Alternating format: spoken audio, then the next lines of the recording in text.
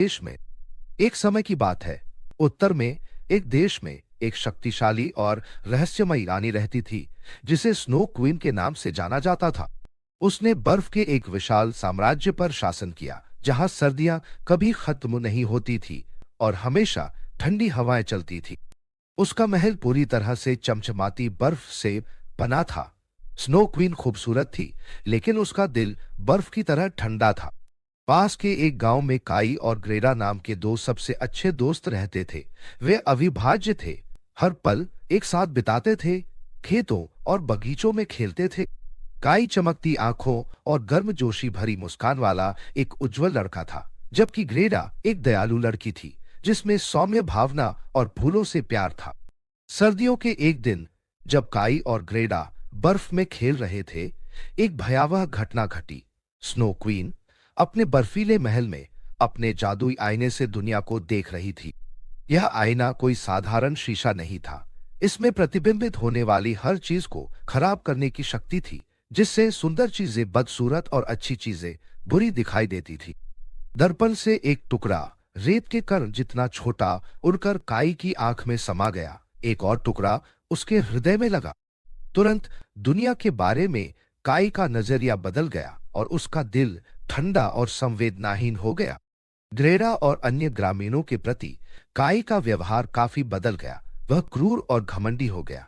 वह ग्रेडा का मजाक उड़ाता था और उन चीजों को तोड़ने में आनंद लेता था जो कभी उसके लिए कीमती थी। ग्रेडा का दिल टूट गया था। वह समझ नहीं पा रही थी कि उसके प्रिय मित्र के साथ क्या हुआ था। एक दिन जब काई गांव के पास स्लेडिंग कर रहा था, तो उसका सामना सफेद कपड़े पहने एक खूबसूरत महिला से हुआ, जो रेनडियर द्वारा खींची जा रही एक शानदार स्लेज पर सवार थी। यह स्नो क्वीन थी। स्नो क्वीन ने कई पर जादू किया और उसे अपने वश में कर लिया। उसने काई को एक सवारी की पेशकश की और उसने बिना किसी हिचकिचाहट के इसे स्वीकार कर लिया। स्नो क्वीन उसे अपने बर्फीले महल में ले गई। उसके जादू के तहत काई ग्रेडा और गांव के बारे में सब भूल गया। गांव में वापस काई के लापता होने से ग्रेडा परेशान हो गई। वह उसे बहुत याद करती थी और समझ नहीं पाती थी कि वह इतना क्यों बदल गया है। अपने दोस्त को खोजने के लिए दृढ़ संकल्पित होकर वह ठंड और आगे आने वाले खतरों के बावजूद एक साहसी यात्रा पर निकल पड़ी। ग्रेडा की यात्रा लंबी और कठिन थी। उसने अंधेरे जंगलों, जमी हुई नदियों और बर्फ से ढके पहाड़ों के बीच यात्रा की। रास्ते में उसे कई दयालु और जादुई प्राणियों का सामना करना पड़ा, जिन्होंने उसकी खोज में उसकी मदद की। सबसे पहले उसकी मुलाकात एक बुद्धिमान बूढ़ी महिला से हुई, जो फूलों के बगीचे में रहती थी, जो सर्दियों की ठंड को भी सहन करती थी। बूढ़ी औरत ने ग्रेडा को अपने साथ रखने की कोशिश की, लेकिन काई के लिए ग्रेडा का प्यार बहुत गहरा था और उसने अपनी यात्रा जारी रखी।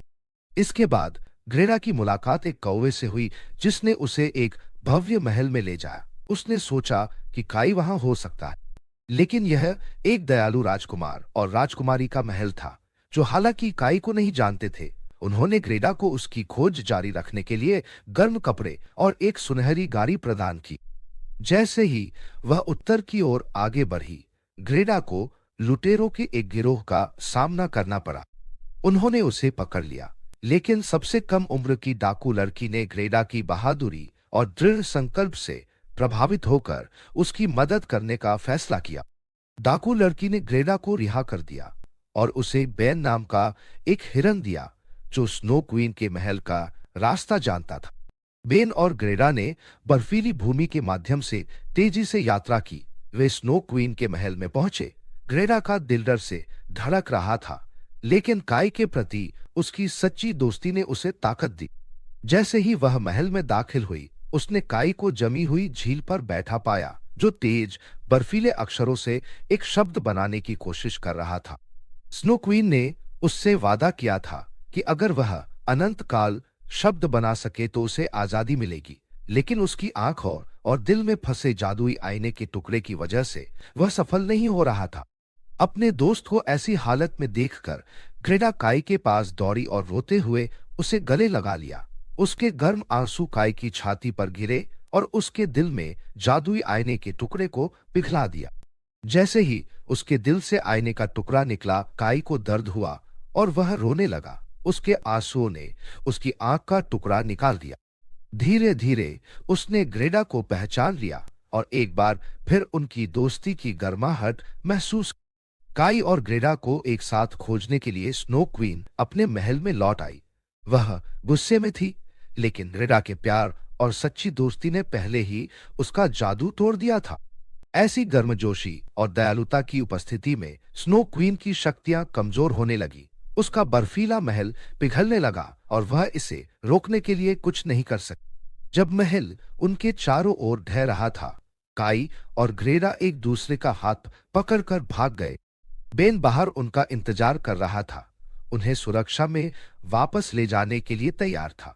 वे वापस गांव की ओर निकल पड़े, जहां वसंत की गर्मी लौटनी शुरू हो गई। बर्फ पिघल गई, फूल खिल गए और ग्रामीणों ने काई और ग्रेडा की वापसी पर खुशी मनाई। दोनों दोस्त एक बार फिर साथ हो गए और काई का दिल ग्रेडा के अटूट दोस्ती और बहादुरी के लिए कृतज्ञता से भर गया।